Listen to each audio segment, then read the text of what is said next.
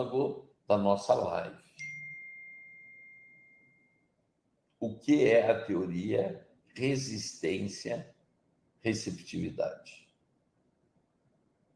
O que é essa teoria? Então, para que você compreenda o que é uma batalha espiritual, você tem que saber o que está acontecendo territorialmente onde você mora.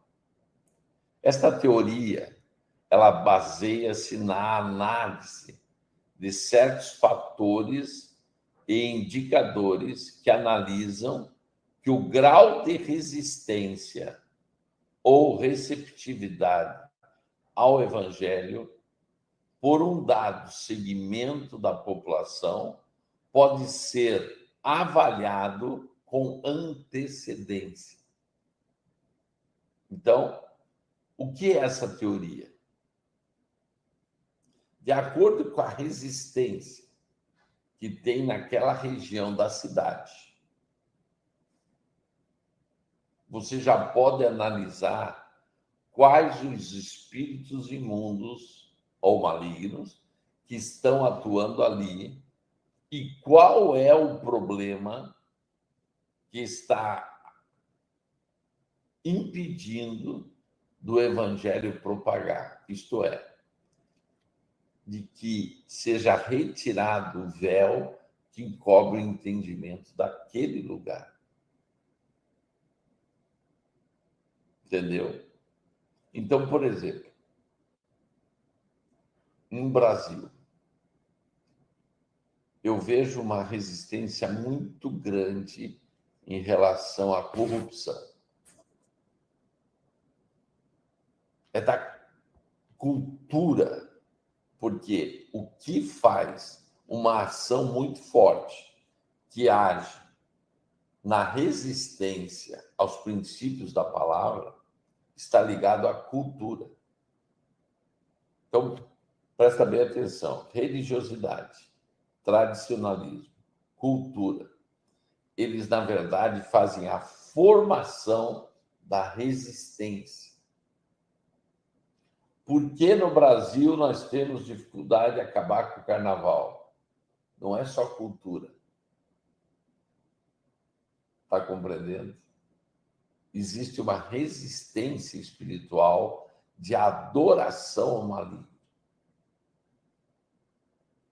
Agora, até onde, até quando essa resistência ela permanece?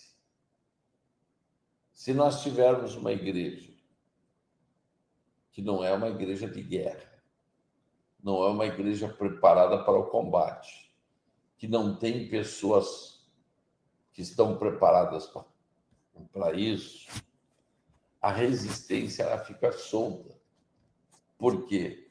Ninguém está fazendo nada. Você tem que saber de uma coisa. As forças do mal, Satanás e todo o seu império ficou oculto na história até a Reforma. 1500 anos depois de Cristo, a igreja nunca falava sobre batalha espiritual, nunca falava em combater o mal. E eu vejo que muitas igrejas, pastores, líderes e crentes, parece que estão vivendo antes de 1500, porque realmente não fazem absolutamente para combater o mal. É como se a vida, não, é isso aí, acabou. Não, gente. Você muda a história de uma cidade. Você muda a história de um povo. Você muda a história de uma nação. Quando você começa a se posicionar, e às vezes está agora me questionando, dizendo, mas o que eu posso fazer? Eu sei o que você pode fazer. A primeira coisa, você tem que sair da ignorância espiritual. Você não foi chamado para ser um crente de banco. Você não foi chamado para ir ouvir uma pregação na igreja. Você, na verdade, foi chamado como guerreiro para estabelecer o reino. Todo esse tempo que você tem perdido em viver um evangelho de florzinha era um engano de Satanás para te manter inerte, para que você não se torne a poderosa arma do Senhor aonde você morre. Deus nunca precisou de multidão. Na verdade, ele precisa de um coração.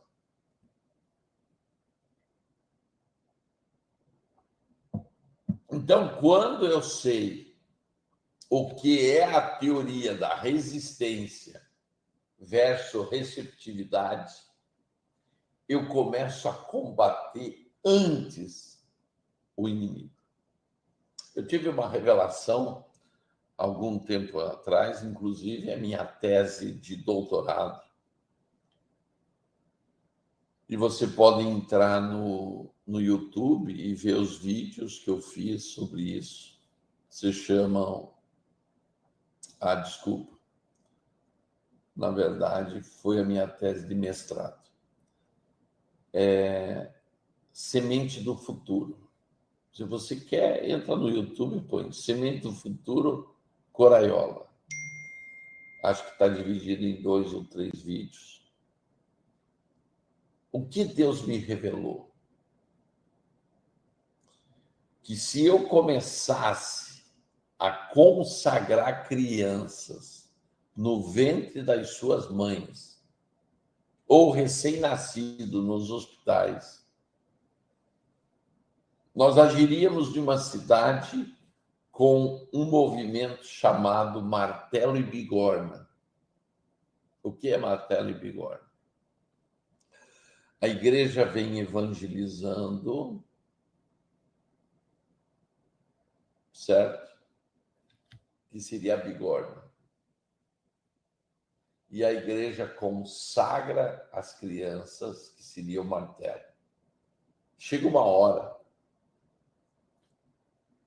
que você conseguiu comprimir toda a força do mal que atua na vida dos seres humanos. Daí você diz assim, mas apóstolo, o senhor usou esse método aonde?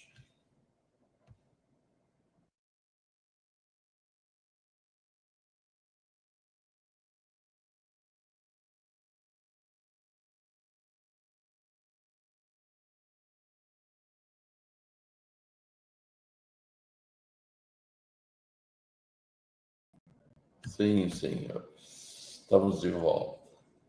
Eu mexi sem querer aqui na câmera e a câmera saiu do ar.